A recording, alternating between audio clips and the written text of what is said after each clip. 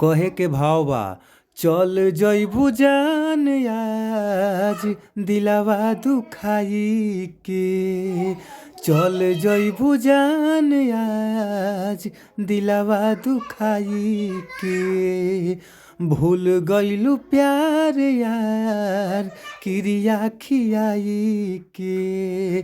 चल जइबू जान आज दिलवा दुखाई के। पहिलका अंतरा और ध्यान से आप लोग ये गाना के सुनब जा। तोरा बिना जिंदगी जान लागेला अधूरा रे। बिना देखल सुरतिया जान दिन भूत न पूरा रे। जहाँ 2 बार लिखल बा वो 2 बार आप सब गाइब जा। तोरा बिना जिंदगी जान लागेला अधूरा रे। बिना देखल सुरतिया जान दिन भूत न पूरा रे। छोड़ ताड़ू साथ साथी आदत धराई के। भूल गइलू प्यार यार क्रिया धराई के। भूल गइलू प्यार यार क्रिया धराई के। और दूसरा अंतरा आप लोग ध्यान से सुनब जा और अच्छा से ही गाना रिकॉर्ड करब जा, ताकि बहुत ही ज़बरदस्त सॉन्ग बा। तो आई जा दूसर का अंतरा बाटे।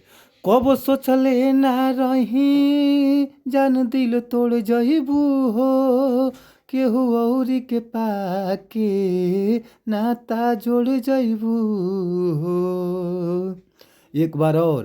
कब सोचले ना रही जान दिल तोड़ जइबू हो। केहू औरी के पाके नाता जोड़ जइबू हो। रखी हो तू खुश का हरा के हंसाई के। रखी हो तू खुश का हरा के हंसाई के। भूल गइलू प्यार यार क्रिया खियाई के।